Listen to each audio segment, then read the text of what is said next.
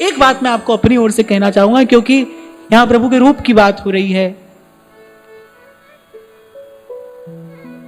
अगर किसी को रूप रस पान करने की इच्छा हो, इस भाव के साधन के लिए जो पहली मांग है, पहली आवश्यकता है, वो निपट एकांत है। नाम का साधन, नाम की साधना कहीं भी रहकर हो सकती है, समूह में रहकर भी हो सकती है, अकेले रहकर भी हो सकती है। पर अगर नाम की कृपा से, अगर नाम की कृपा से नामी के रूप को देखने की लालसा जग जाए, फिर एकांत में चले जाना। क्योंकि झलक अगर कभी मिली तो एकांत में ही मिलेगी, ऐसा इनका स्वभाव है। इसमें कोई तर्क या कोई वाद विवाद करने की आवश्यकता नहीं है, ऐसा इनका स्वभाव है। चल रही भीरते न्यारे ही खेले। बोली सखी यही तो कह रही है ना, हम रूप सुधारस वारे, कोई का जाने बेचारा। भोली सखी जी ने तो बार बार कहा, जग सो जाए बैठिए न्यारे, जग सो जाए बैठिए। भीड़ में नहीं आएंगे भाई ये। अरे हम अपनी बात करें, कभी बड़ी ऐसी परिस्थिति आ जाए, माने जहां कोई एक ऐसा स्थान जहां हमको जाना ही पड़े, तो वहां भी भाई मेरे जैसा व्यक्ति जाने से पहले कह देता है, भाई देखना भीड़ भाड़ नहीं हो, भीड़ भाड़ होगी तो हम नहीं आएंगे।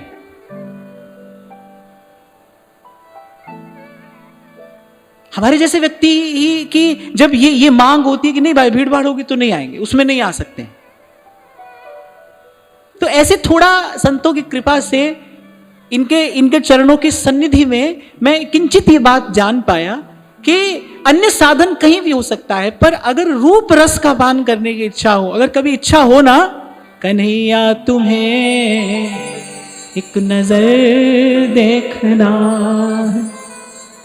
कन्हैया तुम्हें एक नजर देखना है। और ये मैं बिल्कुल व्यक्तिगत रूप से एक बात कह रहा हूं, कोई सिद्धांत नहीं है ऐसा।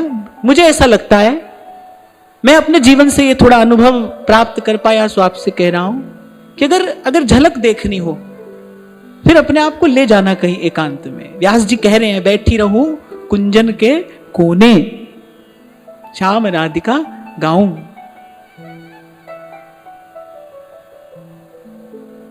कन्हैया तुम्हें एक नजर देखना, जिधर तुम छिपे हो, जिधर तुम छिपे हो उधर देखना है। कहां छिपा है? यहां छिपा है ना, यानी उधर देखना है। बाहर से दृष्टि समेटोगे तभी तो भीतर देखोगे। जब तक दृष्टि बाहर है, जब तक आपकी दृष्टि, वृत्ति और प्रवृत्ति बहिरंग है, तब तक कैसे हो जाओगे अंतर्मुखी? कहां छिपे हैं प्रभु? भगवान गीता में ही कह रहे, हृदय से अर्जुन तिष्ठति, कह तेरे हृदय देश में हूं मैं। और यहां कोई भावुक भक्त कह रहा है, कह रहे वहां देखना है जहां आप छिपे हैं। जिधर तुम छिपे हो उधर देखना है, कन्हैया तुम्हें एक नजर देखना है, कन्हैया तुम्हें एक नजर देखना है। सुना तुम हो दीनों की आहों के आशिक, सुना तुम हो दीनों की आहों के आशिक। पता नहीं, दो पंक्तियां हैं, मुझे इस समय याद नहीं आ रही, किसी ने बहुत खूब बात कही है। हाँ, एक कहने वाला कहता है, पता यूं तो बता देते हो सबको लामका अपना। लामका माने भाई तुम कहते हो भाई हम तो कहां नहीं रहते, कोई पूछे ना तुम कहां रहते हो तो कहते हैं ये पूछो हम कहां नहीं रहते, कह रहे हमारा कोई घर मकान नहीं है भाई, हम तो सब जगह रहते हैं। श्री रघुनाथ जी ने पूछा जब महर्षि भरद्वाज से, क्या आप हमारा थोड़ा मार्गदर्शन करिए, कहां रहे हम? तो महर्षि हंसने लगे, बोले प्रभु अब आपकी ओर देखूं तो फिर ये विचार करता हूं, आप पूछ रहे हैं मैं कहां रहूं, और मैं ये सोचता हूं कि आप कहां नहीं रहते, पर फिर भी आप पूछ रहे हैं, और हित हमार सिय पति सेवकाई, आपकी सेवा हमारा धर्म है, आप पूछ रहे हैं तो हम आपको बता रहे हैं। जाही न चाही कबहु कछु, तुम संग सहज सने,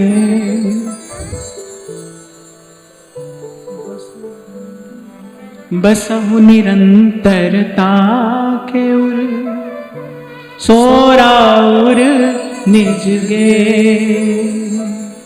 स्वामी सखा पितु मात गुरु, जिनके तुम सबता। फिर जिनके सब संबंध आपसे है ना, जिनका आपके अतिरिक्त और कोई नहीं है। हाँ तो कोई कह रहा है पता यूं तो बता देते हो सबको, ला मकां अपना। कोई पूछता है जो कहते नहीं नहीं कोई घर नहीं है हमारा, हम तो सब जगह रहते हैं, ऐसे हमारा कोई घर नहीं है। तो पता यूं तो बता देते हो सबको, ला मकां अपना। फिर कहता है ताज्जुब है मगर रहते हो तुम टूटे हुए दिल में। अरे वहां रहते हो जिस हृदय में प्रेम जन्य पीड़ा है ना, जिस हृदय में मिलन की लालसा है, उत्कंठा है, अरे वहां रहते हो तुम, हमने तुम्हें वहां देखा है। सुना तुम हो दीनों की आहों के आशिक, सुना तुम हो दीनों के आहों के आशिक। और भाई भीड़ में तो रोया नहीं जाता, रोना नहीं चाहिए।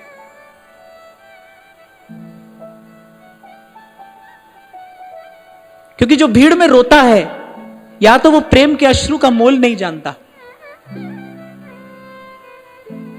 या वो प्रेम के अश्रु का मोल नहीं जानता, और या फिर भाई अपने किसी दुख से रोता है।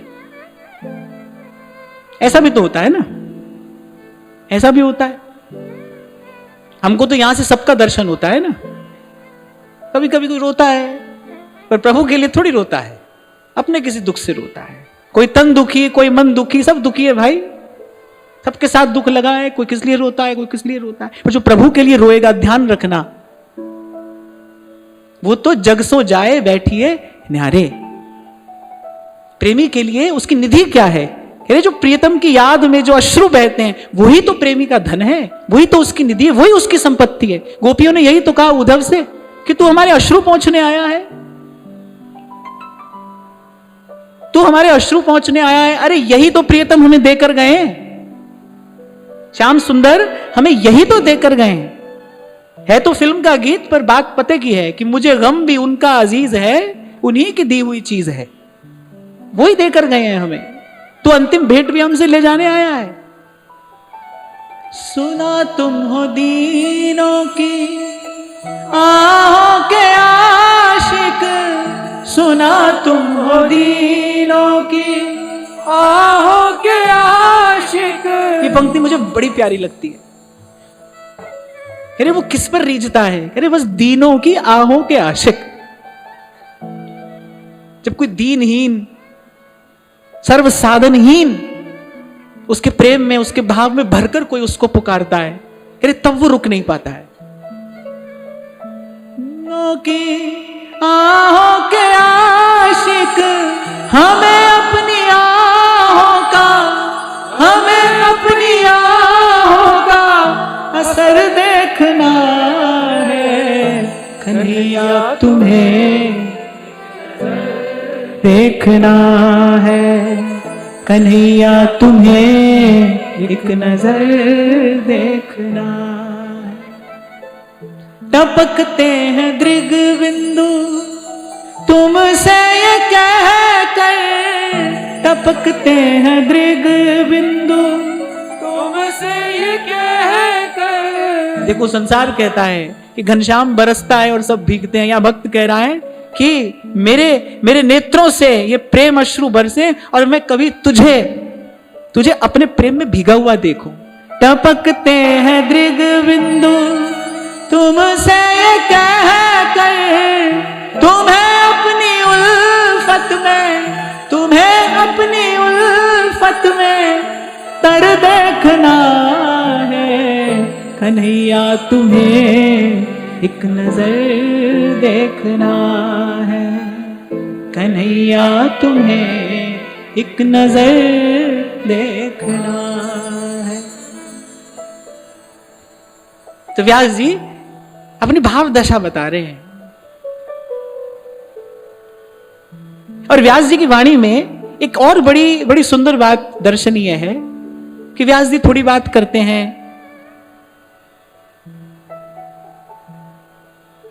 अपने मन की थोड़ी बात करते हैं, भाव की, लेकिन थोड़ी थोड़ी देर के बाद व्यास जी याद करते हैं, उपदेशो रसिकन प्रथम तब पाए हरिवंश, जब हरिवंश कृपा करी मिटे व्यास के संग।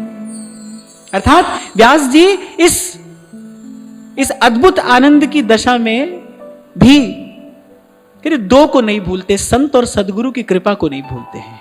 कह रहे भाई ये जो आनंद हमारे जीवन में बरस रहा है, कह रहे उपदेशो रसिकन प्रथम, पहले तो उन रसिकों की कृपा है जिन्होंने हमें श्री महाप्रभु जी के चरणों तक पहुंचाया। उपदेशो रसिकन प्रथम तब पाए हरिवंश, और जब हरिवंश कृपा करी मिटे व्यास के संच।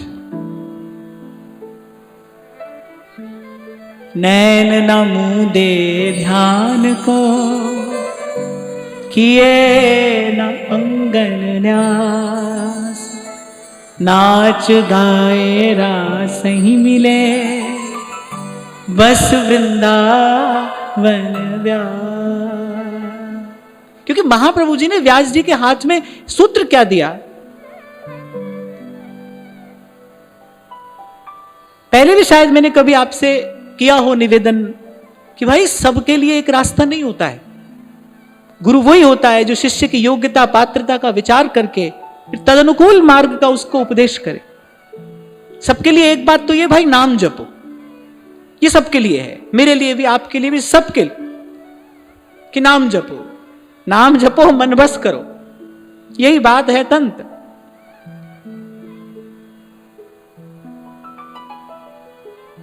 और देखा जाए तो शायद व्यास जी को योग्य पात्र जाना होगा श्री महाप्रभु जी ने, तभी भक्तों की भक्ति प्रदान की। और इसीलिए भक्तमालकार कहते कि जैसे ही महाप्रभु जी से यह मंत्र मिला, आज के समय में बड़ा बड़ा भ्रम है इस परिधि में। भाई गुरु के मुख से गुरु संकल्प करके कुछ भी कहे वो मंत्र ही है, वही मंत्र है। मुझे तो ऐसा लगता है कि व्यास जी को जो पहला मंत्र श्री महाप्रभु जी के मुख से मिला वो यही मिला कि भाई हरि भक्तों की सेवा करिए, श्याम श्यामा पद कमल संगी सिर नायो। और कहते व्यास जी ने उसी को सिर माथे चढ़ाया, शिरोधार्य किया। और भक्तमालकार व्यास जी का परिचय यही कहकर देते हैं, भक्त इष्ट अति व्यास के। व्यास जी ने उस दिन से, उस क्षण से भक्तों को ही अपना इष्ट माना। एक व्यक्ति के जीवन में दो इष्ट तो नहीं हो सकते ना, तो व्यभिचार का दोष आएगा। और भक्तमालकार कह रहे हैं बोले व्यास जी के तो भक्त इष्ट अति व्यास के, मैंने व्यास जी तो पूर्ण रूपेण समर्पित हो गए भक्तों के ही चरणों में, क्योंकि गुरु से यही मंत्र मिला था, भाई आपके लिए यही मार्ग है।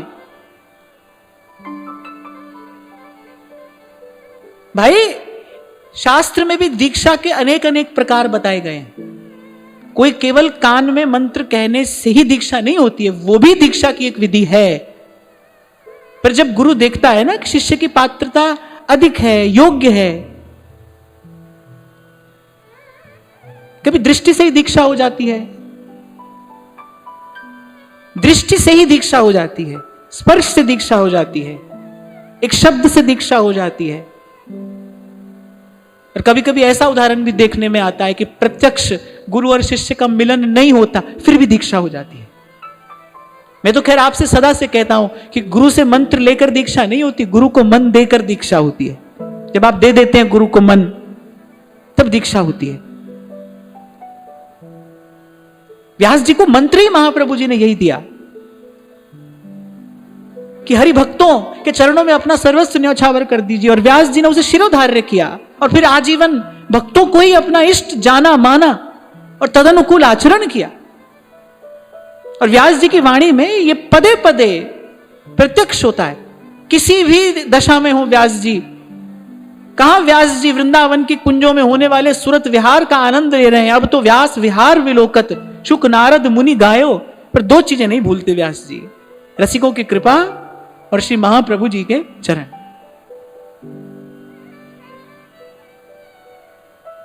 महाराज जी कई बार ऐसी बात सुनने को आ जाती है ना, अपने यहां से भी जब व्यासवाणी छपी तो महाराज जी ने भूमिका में स्पष्ट किया कि भाई एक ऐसी भी विचारधारा है जो ये मानने को तैयार ही नहीं है कि व्यास जी महाप्रभु जी के शिष्य हैं या उनके कृपा पात्र हैं। तो एक बड़ी अच्छी बात मुझे पढ़ने को मिली, गौड़िया संप्रदाय के एक विद्वान लेखक हुए हैं डॉक्टर अवध बिहारी लाल कपूर। उन्होंने अपने एक ग्रंथ में ये बात स्पष्ट कही, मुझे बात अच्छी लगी। वो कहते हैं भाई कुछ भी हो, व्यास जी ने सबका गुण सबका यश गाया है, व्यास जी ही कहते हैं संत सबई गुरुदेव हैं, ये सब बातें ठीक है कुछ भी हो, लेकिन भाई व्यास जी की वाणी के आधार पर यह मानना पड़ेगा कि सब भक्तों में व्यास जी की निष्ठा होते हुए भी व्यास जी के सर्वस्व तो श्री हितहरिवंश महाप्रभु ही है। उनको वो एक क्षण के लिए भी नहीं भूले हैं और आजीवन उन्हीं के कृपा का उत्सव मनाते रहे हैं। उनकी विस्मृति व्यास जी को नहीं होती, कह रहे वो किसी को भी भूल जाएंगे लेकिन श्री महाप्रभु जी की कृपा का विस्मरण नहीं करते, उनके सर्वस्व तो वही है।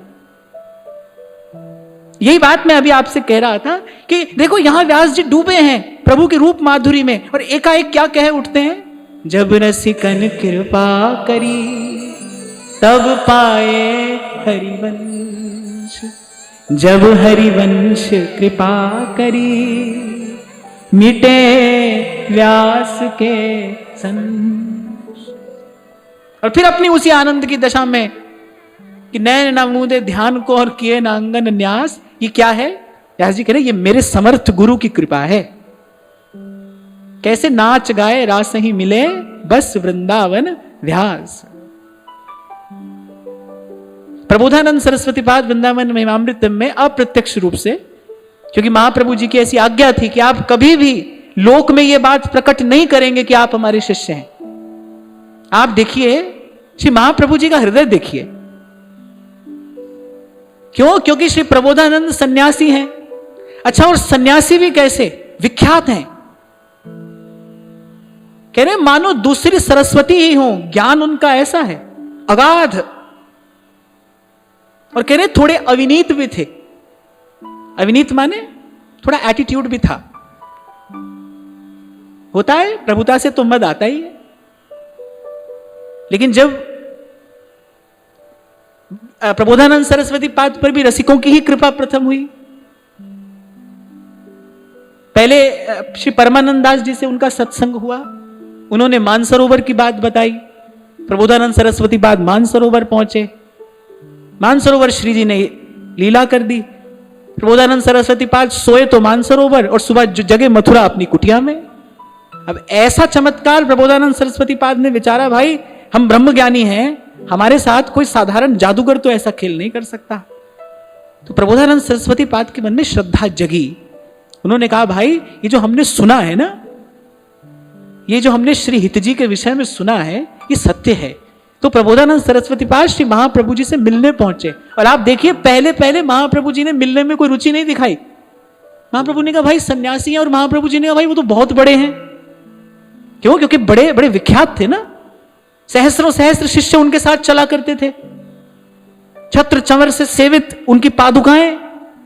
तो महाप्रभु जी ने कहा भाई हम क्या करेंगे उनसे मिलकर, ये तो निष्किंचनों की भूमि है ना, ये तो निष्किंचनों की भजन भावना है, बड़े आदमी का यहां पर कोई काम नहीं। तो पहले तो महाप्रभु जी ने रुचि नहीं दिखाई, और कहते हैं कि सेवा कुंज में श्री महाप्रभु जी नित्य प्रति अपनी मानसी भावना के लिए जाया करते थे। कहते सेवा कुंज के द्वार पर खड़े होकर करबद्ध सजल नयन श्री प्रबोधानंद सरस्वती पाद ने हिताष्टक गाकर सुनाया। कह रहे महाप्रभु जी की ऐसी स्तुति की कि महाप्रभु जी का हृदय करुणाद्र हो गया। ऐसा यश महाप्रभु जी का प्रबोधानंद सरस्वती पाद ने गाया। महाप्रभु जी को लगा भाई ये सरस हृदय हैं। और फिर जब महाप्रभु मिले तो दीपक सो लग दीपक होई, ऐसा रसिक अनन्यमालकार लिखते हैं। कह रहे बस वो थोड़ी देर के सत्संग ने प्रबोधानंद जी के रोम रोम में वृंदावन की उस रस माधुरी का प्रकाश कर दिया। लेकिन महाप्रभु जी ने कहा भाई आप ये बात कभी लोक में प्रकट नहीं होने देंगे। क्यों? क्योंकि तुम सन्यासी। महाप्रभु जी ने कहा आप सन्यासी, हम गृहस्थ हैं, और गृहस्थ सन्यासी को दीक्षा थोड़ी दे सकता है। और महाप्रभु जी ने कहा यदि कभी अपवाद स्वरूप ऐसी घटना हो भी जाए तो आगे समय बड़ा बड़ा विकृत आने वाला है। इस घटना का अनुचित लाभ लोग लेंगे, इसलिए लोक के हित में यही है कि यह घटना कभी भी लोक में उजागर ना हो, प्रत्यक्ष ना हो। और श्री महाप्रभु जी ने कहा कि आप अपना वस्त्र भी नहीं बदलेंगे। आपको वस्तु मिलनी थी, मिल गई। अब आप वृंदावन की इस रस माधुरी का गान करिए। तो स्मरण हुआ मुझे, तो मैंने ये बात आपको कह सुनाई। वो प्रबोधानंद सरस्वती पाद वृंदावन शतक में आप परोक्ष रूप से महाप्रभु जी की वंदना करते हुए लिखते हैं। कहते हैं पहले तो ये वृंदावन धाम परम अद्भुत है, फिर इस वृंदावन धाम में विहार करने वाले जो नित्य बिहारी और बिहारिणी हैं वो तो परम अद्भुत से अद्भुत हैं। और कहते हैं तीनों लोकों के ऐश्वर्य को तृणवत त्याग वृंदावन की कुंजों में सतत वृंदावनेश्वरी के चरणार विंद पर दृष्टि टिकाए कोई महापुरुष यहां एकाकी रूप से भजन करता है। कहते वो तो अद्भुतता की सीमा है। कहते उससे अद्भुत तो हमने कुछ देखा ही नहीं, वो तो अद्भुतता की सीमा है। ऐसा महाप्रभु जी की ओर संकेत करके प्रबोधानंद सरस्वती पाद कहते हैं। तो व्यास जी उन्हीं महाप्रभु जी का यश गाते हुए कह रहे भाई ये हमारे समर्थ आचार्य की महिमा है कि नैन ना मूंदे ध्यान को और किए ना अंगन न्यास, नाच गाए रास ही मिले बस वृंदावन व्यास। विराम का क्षण निकट है। मैं एक बात आपको अपनी ओर से कहना चाहता हूं, अगर आप कर सको तो आप केवल इतना करो कि अगर आपको ये मार्ग मिल गया है ना, कि अब इत उत पांव न दे, एक बार तो जीवन की बाजी लगा दो श्री महाप्रभु जी के नाम पे। रट हरिवंश जप हरिवंश श्री हरिवंश सुनाम रे। रट हरिवंश जप हरिवंश श्री हरिवंश सुनाम रे। अरे मैं बेचारा क्या उनका यश गाऊंगा जिसके लिए सेवक जी कह रहे हैं जस बरनत हारे सरस्वती। मैं बड़ी विनम्रता पूर्वक करबद्ध आपको ये बात कहता हूं कि मैं कुछ भी कह लूं केवल एक संकेत ही होगा। आपको अपनी बुद्धि से अनुमान तो स्वयं करना पड़ेगा। मैं कह कुछ नहीं सकता, मेरी वाणी के पास ऐसी सामर्थ्य ही नहीं है कि मैं इन चरणों का यश, इन चरणों की महिमा गा सकूं। इसलिए आप अपने हो, और अपने को तो अधिकार पूर्वक भी कुछ कहा जा सकता है। बस उसी अधिकार का प्रयोग करते हुए मैं कह रहा हूं भाई यहां तक आ गए हो ना, अब एक बार सब ओर से मन हटाकर और एक बार जीवन की बाजी खेल जाओ इनके नाम पर। एक बार कोई ऐसी डोर बांध लो, तोरी न टूटे छोरी न छूटे ऐसी माधो किंचितनी म्यूलालन सो प्रीत बनी। म्यूलालन सो प्रीत बनी। भाई ये तो मैं कहूंगा दाव लग गया है। इसको हाथ से जाने मत देना, इस अवसर को हाथ से जाने मत देना। मनुष्य का तन मिला, फिर वृंदावन मिला, और फिर श्री महाप्रभु जी की कुंज के द्वार पर आने का अवसर मिला है। ये वृंदावन, ये रविजा तट, ये सतसंग न पावो रे, और ये नर देह सजन प्रभु दीनी ताहि न विषय हरावो रे। श्री हरिवंश सार श्रुति वर्ण्यो राधा हरि जस गावो रे। ये है वृंदावन ये रवि जातट ये सत्संग न आवो रे। और ऐसा हो जाए तो फिर तो व्यास जी कहते हैं, काहू के बल भजन को काहू के आचा, व्यास भरोसे कुंवरी के सोवत पाम पसा। जैसे श्री गोस्वामी जी उत्तरकांड में कहते हैं ना, पायो महाविश्राम। ये तो दो पंक्तियां है ना, ये परम विश्राम की द्योतक है। व्यास जी क्या कहना चाह रहे हैं कि रे भाई, व्यास भरोसे कुंवरी के, अरे श्री जी के आश्रम में हमको परम विश्राम मिल गया है, बड़ा ठिकाना। ऐसे अली किशोरी कहते हैं ना, अब जाए कहां अली किशोरी जाए कहां, अब बड़ो ठिकानों पायो। अरे परम विश्राम मिल गया है भाई।